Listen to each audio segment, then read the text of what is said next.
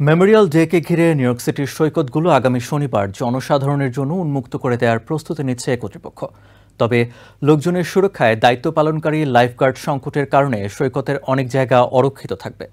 ফলে সেসব স্থানে সতর্কতার কারণে লোকজন সাঁতার কাটতে পারবেন না। সিটির সৈকতগুলোর জন্য 15,000 লাইফগার্ড প্রয়োজন।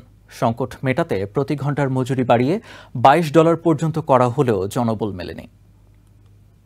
It's nice to see this all come back to life. Memorial day উদযাপনের বাকি আরও কদিন, তবে অনানুষ্ঠানিক উদযাপন শুরু হয়ে গেছে এরই মধ্যে।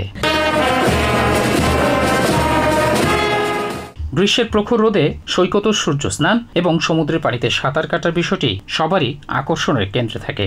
Last year a lot of the beaches were closed and when you come to the beach you want to swim. আগামী 25শে মে শনিবার নিউ ইয়র্ক সিটির সৈকতগুলো সবার জন্য উন্মুক্ত করে দেওয়ার ঘোষণা দেন নিউ ইয়র্ক পার্ক কমিশনার সু ডনোঘো। Beginning this Saturday, lifeguards will be on duty daily from 10 a.m. to 6 p.m. তিনি জনসাধারণকে লাইফগার্ডদের নির্দেশনা মেনে চলার আহ্বান জানান। লাইফগার্ড দায়িত্বে না থাকলে তাদেরকে পানিতে নামা থেকে বিরত থাকার অনুরোধ জানান commissioner. Swimming is prohibited where lifeguards are not present. বিগত সময়ে সমুদ্রের পানিতে ডুবে অনেকেই প্রাণ হারান। এ ব্যাপারে সবাইকে সচেতন হওয়ার আহ্বান জানিয়ে কুইন্স বরো প্রেসিডেন্ট ডনোভান রিচার্ডস বলেন, প্রত্যেকের জীবনই তাদের কাছে অত্যন্ত মূল্যবান। We really urge you to be smart, to really take in the sun and have fun. তবে এবছর পর্যাপ্ত লাইফগার্ডের অভাবে সৈকতের অনেক জায়গাতেই লাল নিশান থাকবে।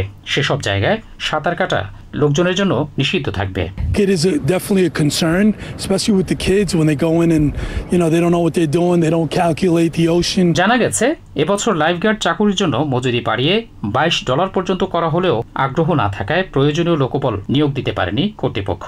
1,500 লাইফগার্ডের প্রয়োজন হলেও এখনো প্রায় 600 জনের ঘাটতি রয়েছে বলে জানান deputy mayor Meera Joshi. They still have to go through the training program. That's much more than we had last year. অন্যদিকে লাইফগার্ড সংকটকে জাতীয় সমস্যা বলে উল্লেখ করেন mayor Eric Adams. Because we have a national lifeguard problem. Mohsin Kabir, TVN 24 news desk. New York থেকে সম্প্রচারিত TVN 24 television বিশ্বজুড়ে বাঙালির কণ্ঠস্বর।